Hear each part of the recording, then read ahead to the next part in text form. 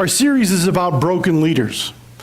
People that are flawed, people that we wouldn't normally pick to put in the position that God puts them in. And so far in this series, we've seen Moses. Moses was a murderer and was running for his life when he noticed God's presence. And God used that to call him into leadership, to lead the people of Israel out of slavery.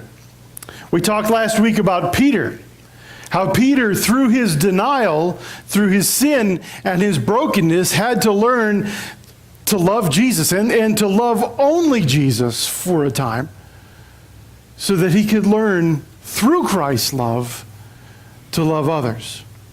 This morning we're going to be looking at the story of Esther. And we're going to try and cover most of the book. I can't cover the whole thing in just a few minutes. But we're going to look at Esther chapter 5, verses 1 through 8. And if you're using your pew Bibles, it's going to be on page 413. We'll also look to chapter 7 a little bit, but we'll have some of the texts up on the screen. The story of Esther is an amazing story. The book of Esther is unique, not just because so few people read it, but because it's one of the few places in all the Bible where you don't see God's name mentioned, you don't see prayer mentioned, except maybe in passing as a reference to fasting. It's a book that really stands out as different from the rest of the Old Testament, largely because the people of Israel are in exile. They're in a place where they're wondering if God is even there. They're wondering if God has remembered them, if he even cares about them. And this story, in many ways, shows God's care, his provision, without really mentioning God in the book.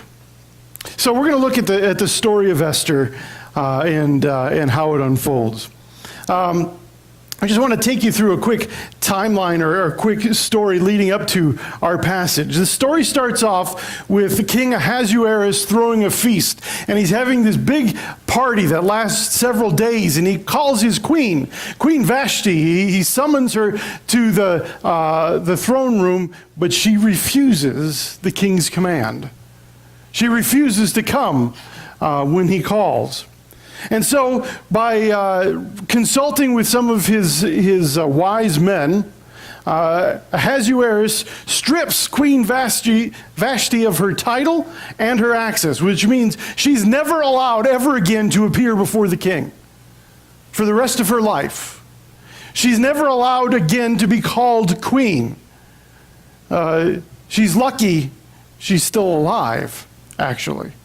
The king had the right to have her killed. And so, because the king now doesn't have a queen, now we have to remember this is Persian culture, the culture of the Medes and the Persians. This king has a whole harem of women. The queen was a special title, and it was a position that held special honor, but this isn't about love, okay? There's nothing about love in this whole section of the story. The king decides that there needs to be a queen, and rather than choose somebody from his harem, the wise men say, well, why don't you have essentially a beauty contest?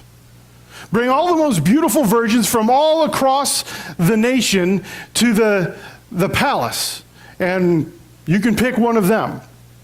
And so they went through all 127 territories, and they found all the most beautiful women, and they brought them into the palace, and they were kept together for a year, where they were taught how to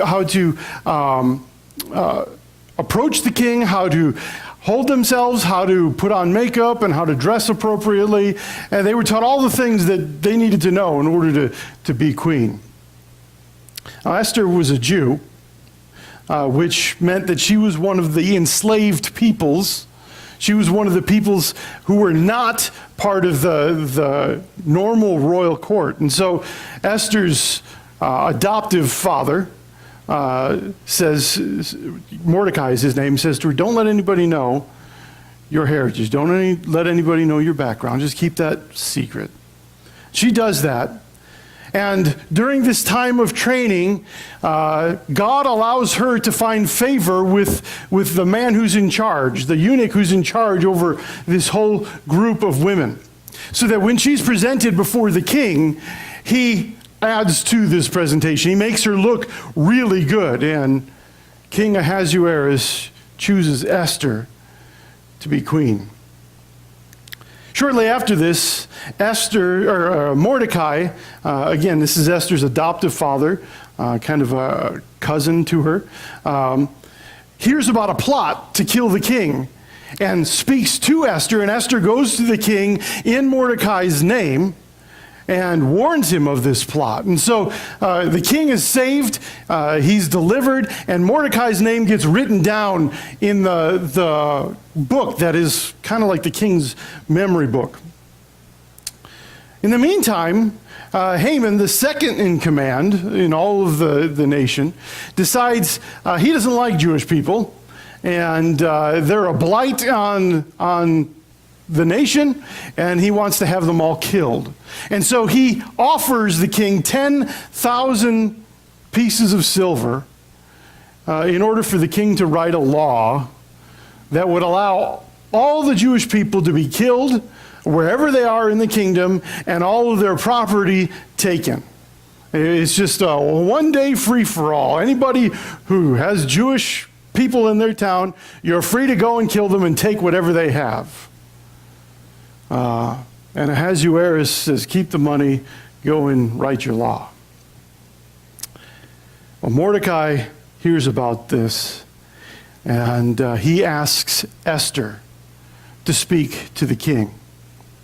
In chapter 4, this is Esther's response. She objects. She can't just go before the king anytime she wants. She says, all the king's servants and the people of the king's provinces know that if any man or woman goes to the king inside the inner court without being called, there is but one law: to be put to death, except the one to whom the king holds out his scepter, so that he may live.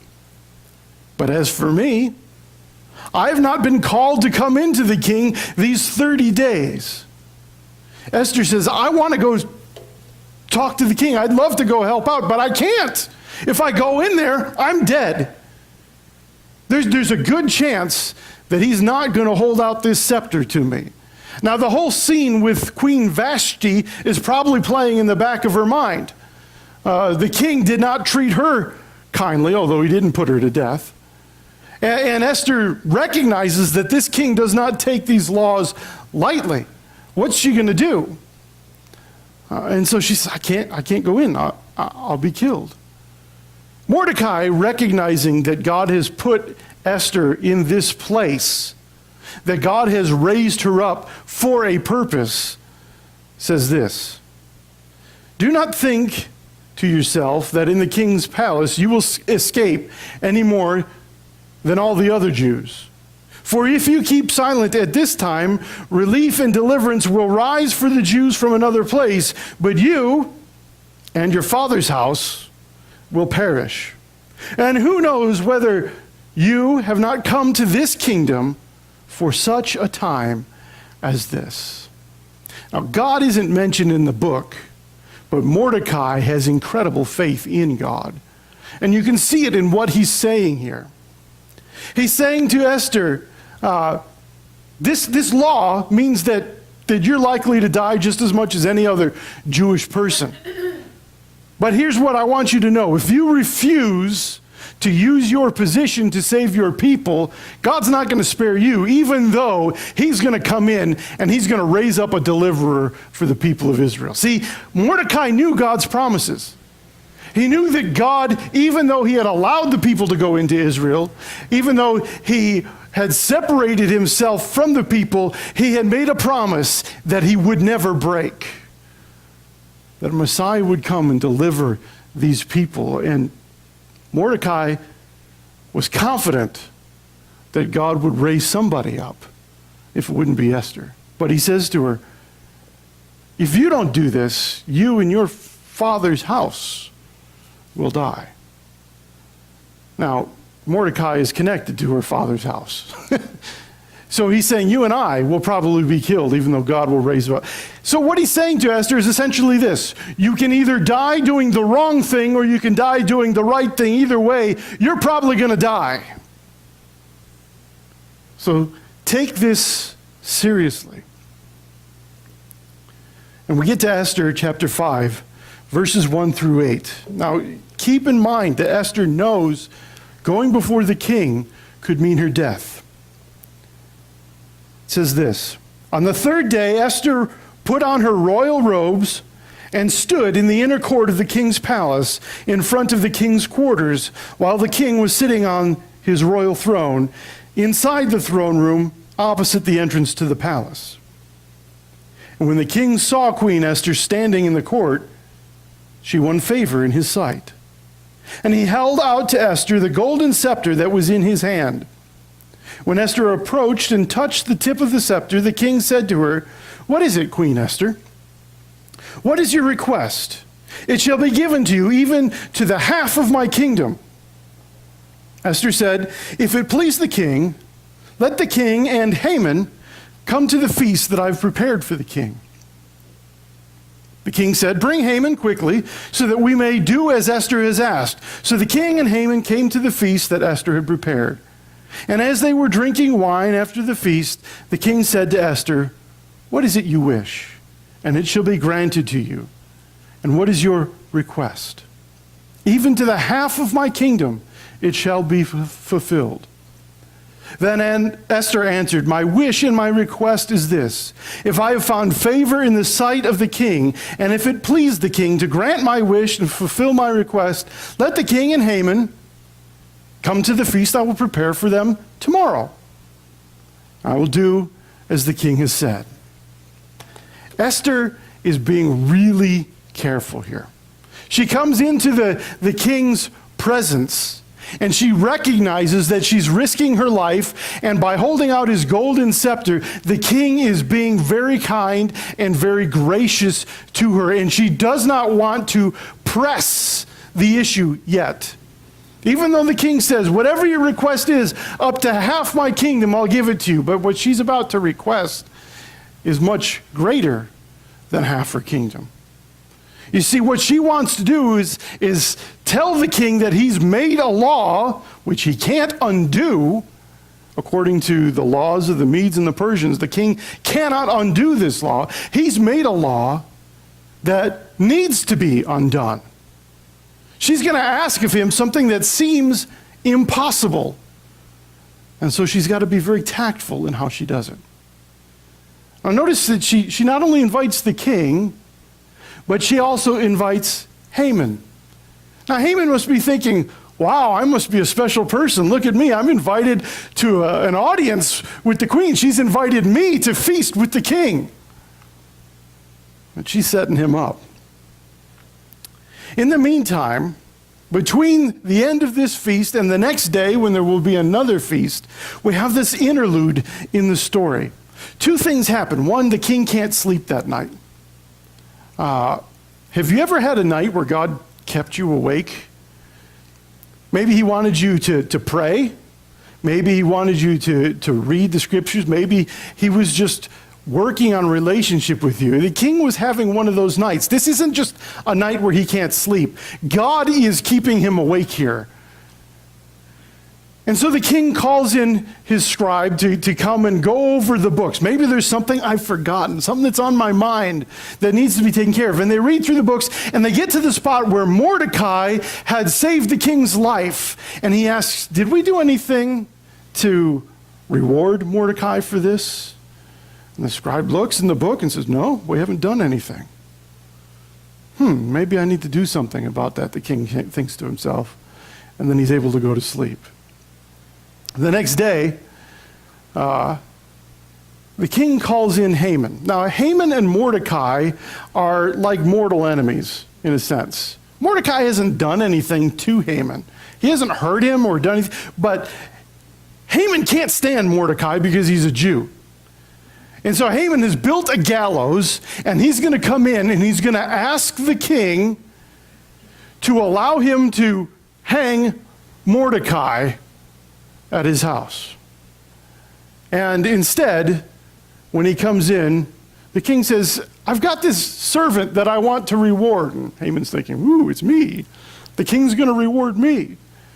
And the king says, what would you do if you were me and you wanted to show a great honor to one of your servants who'd done something good for you? And so Haman comes up with this wonderful, elaborate plan, and it's an amazing thing, including parading the person through the city. And the king says to Haman, I want you to go do that for Mordecai. Think of this. Haman can't stand Mordecai, and now he's got to parade him through the city, proclaiming how great Mordecai is. If that's not God at work in the background of the story, I don't know what is.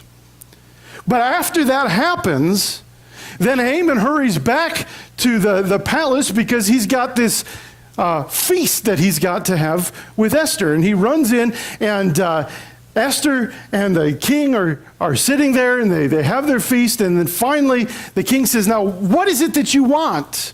What is your request? Again, up to half my kingdom, you can have it. And this is her response. If I found favor in your sight, O king, and if it please the king, let my life be granted me for my wish, and my people for my request. For we have been sold, I and my people, to be destroyed, to be killed, and to be annihilated. If we had been sold merely as slaves, men and women, I would have been silent, for our affliction is not to be compared with the loss to the king. Then King Ahasuerus said to Queen Esther, who is he? And where is he? And who has dared to do this? And Esther said, a foe and an enemy, this wicked Haman. Now, imagine being Haman in that moment. You've just been humiliated, having to parade Mordecai around, and then you come into this feast thinking, oh, things will be fine, I'll calm down. And the queen announces before everybody that she's a Jewish woman and that your law, which you've made, threatens her life, and she's asking the king to save her life and proclaims you the enemy. Things are not going to end well for Haman.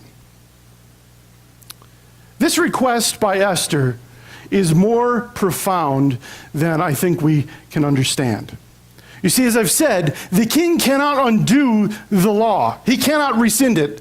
That's not a possibility. In the laws of the Medes and Persians, once the king signs something into law, it's permanent. It's there forever. And so this date was coming where in the 12th month, on a certain day, every Jewish person could be killed and all of their stuff taken. And Esther is saying, you got to stop that from happening. What's he supposed to do? He can't undo the law. Esther has put him in a difficult spot, but she's done it to save her people. Well, what the king ends up doing is he proclaims another law that says all the Jewish people are allowed to take up arms and defend themselves to the death against any person who would attack them. And they will do this without penalty. And all of a sudden, the people, the Medes and Persians, are terrified of what can happen to them. They're terrified of the Jewish people. Esther was a person that you wouldn't have put in place to save the people. At the beginning of this story, she was a Jewish slave. She was a Jewish exile living in a poor house. And you wouldn't have said she's going to be the deliverer of Israel in this moment.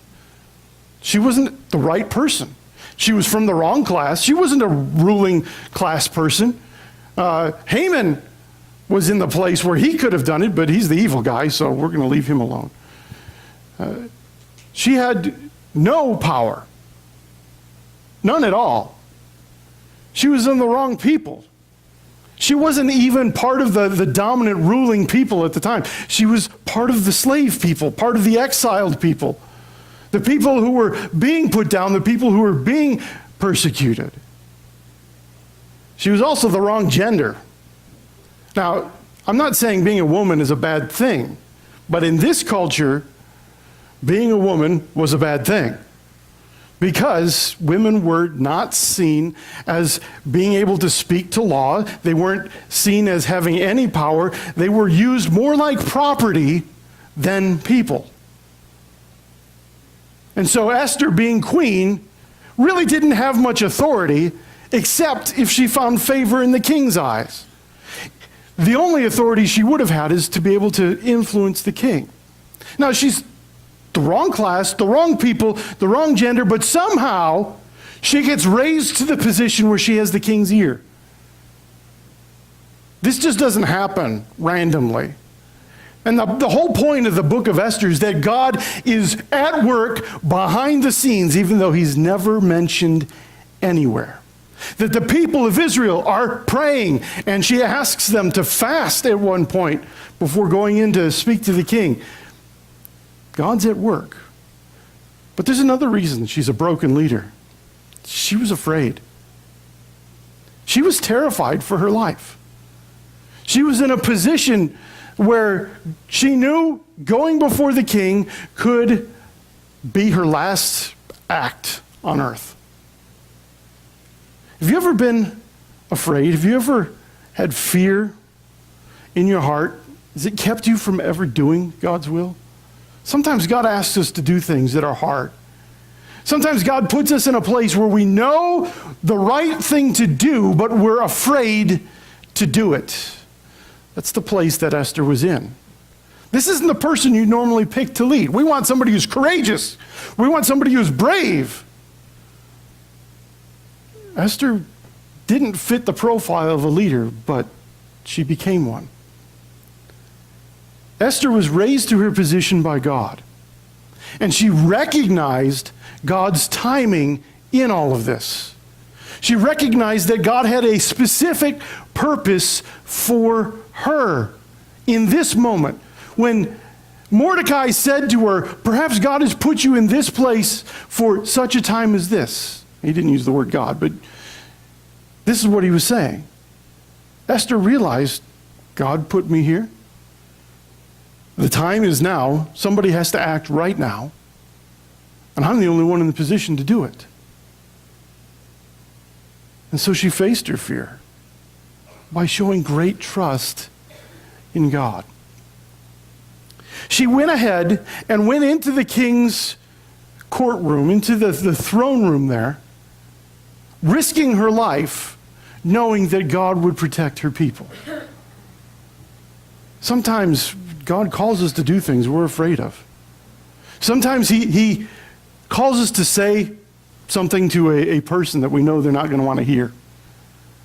Sometimes we have to speak up in the name of Christ in a place where that's not going to be popular. Sometimes we know that sharing the gospel message with somebody is what they need to hear, but we're afraid they're going to reject us. No, we're not afraid they're going to reject God. We're afraid they're going to reject us, usually. And yet we know these things have to be done.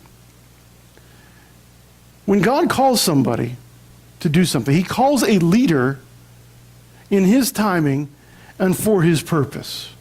God never calls the person that we think should be the right one. We never calls the one we'd expect. He never seems to work in our timing. Have you ever noticed that? God, it would be really nice if you acted right now. He very rarely does that. He waits quite often until the last possible second, and then raises up somebody we never even expected. Amy and I were struggling one time when she was sick to pay bills. Cancer bills get expensive real fast, right?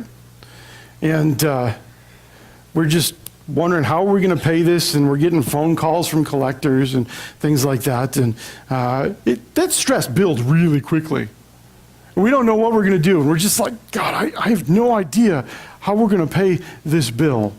And then we get a check in the mail from somebody in Australia that we'd never met for almost the exact amount that we needed on the next to last day before they were going to send us to court.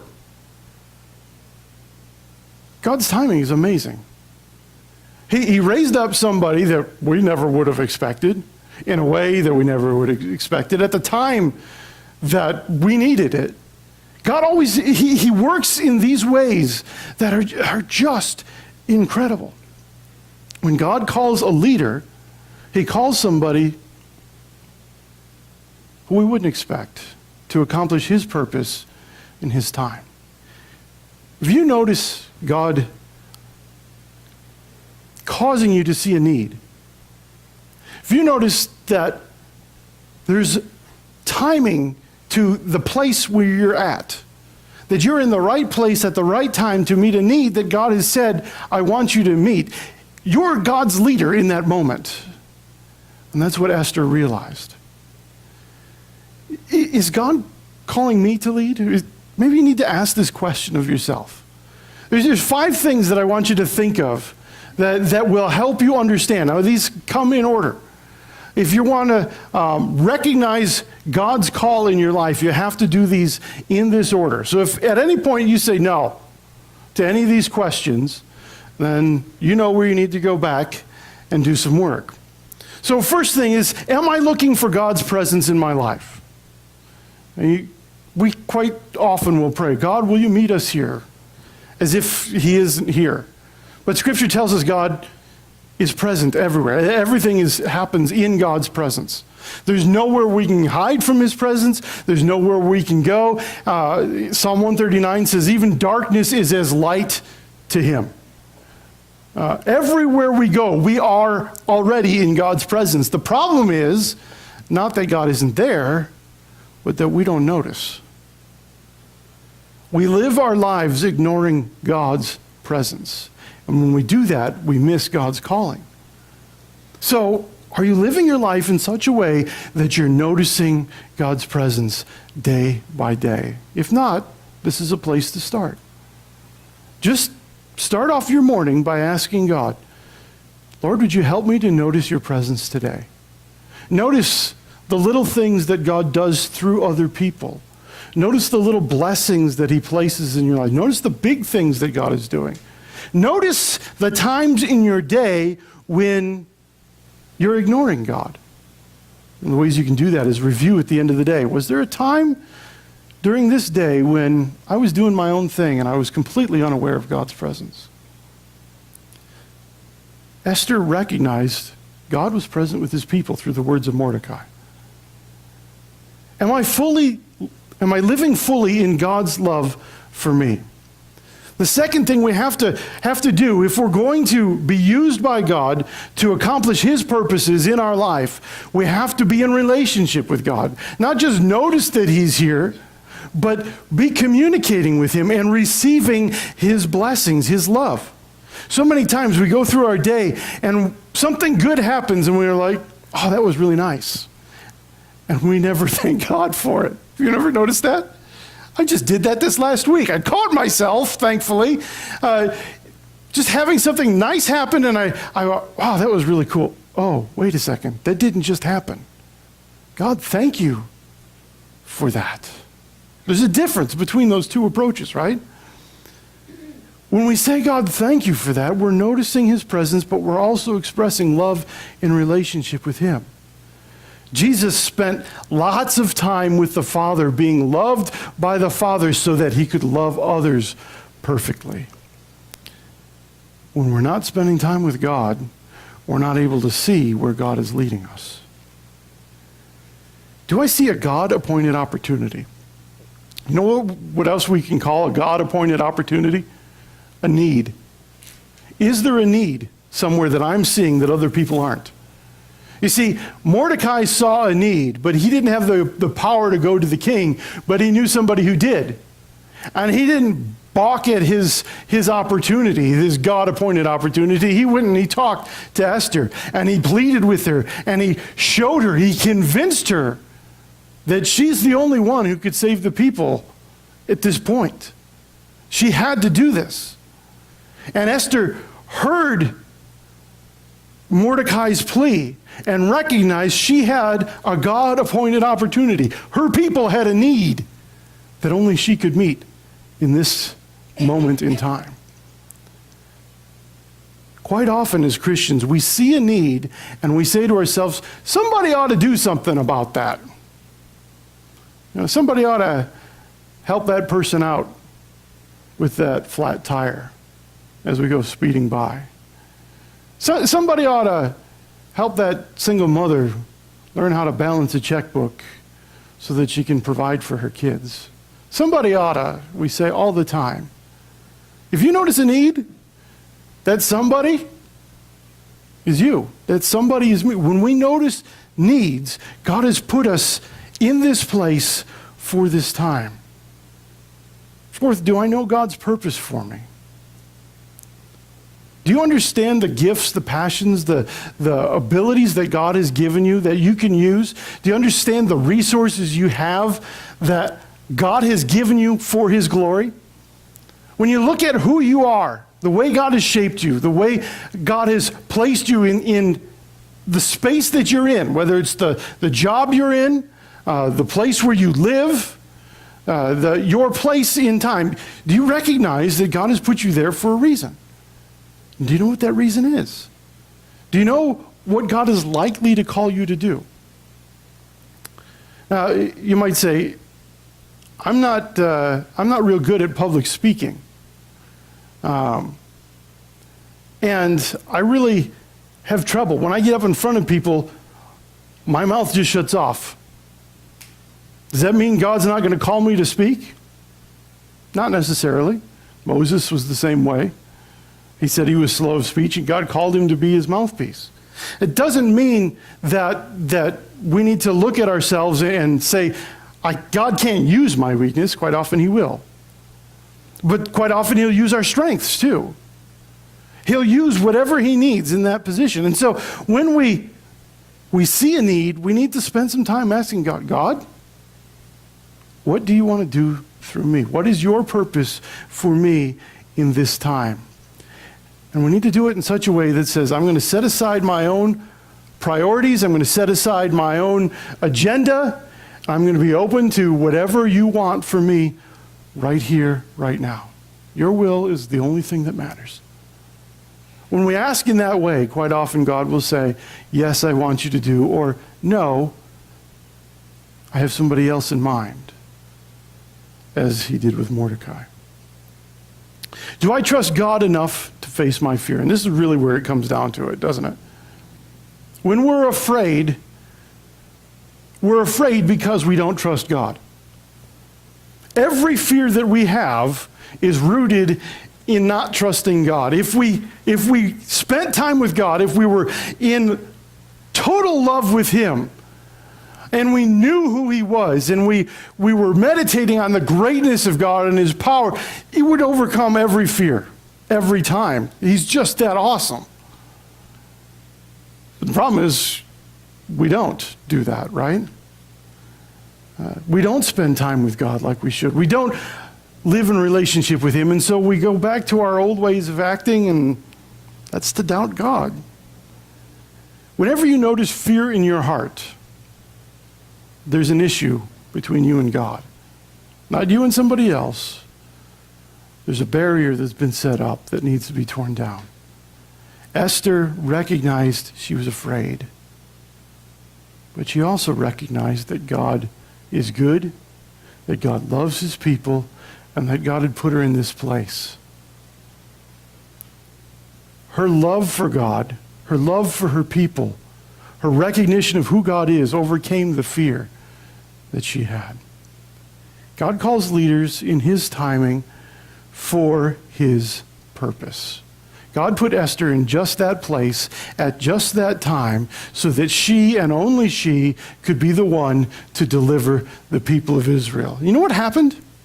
After that edict was sent out that said the Jewish people could defend themselves and the people around were afraid, when that day came, tensions were high, right? What's going to happen? This is what it says. The Jews had light and gladness and joy and honor. Doesn't that sound good? Wouldn't it be nice if we were able to say that of God's church, of our families? Light and gladness and joy and honor. When we take the time to discern and respond to God's call, God brings joy and gladness to others through us. That's what happened in Esther's story. Now, this is a generalization. There are times when people won't respond. You may feel like God is calling you to share your faith with somebody, to show them God's love, and you share it with them and they don't respond. And they walk away. And you might be like, where's the joy and the gladness in that? It may not be coming yet. It may never come. But overall, you'll know that you've done your part. And maybe God will use what you've said to join with what somebody else has said, and that joy and gladness will happen in the future. And you'll never know it. You see, in the end, we aren't responsible for what other people do. We're responsible for what God has called us to do. To understand and discern, what is God calling me to do? To respond in faith to do that. And while the results may not turn out how we think right now, in the end, when Christ returns and his church is separated and we stand before Christ, there will be joy and gladness and honor as we hear Christ say, well done, good and faithful servant. Enter into the rest that is prepared for you. When we discern and respond to God's call, God brings joy and gladness through us to others. Will you pray with me?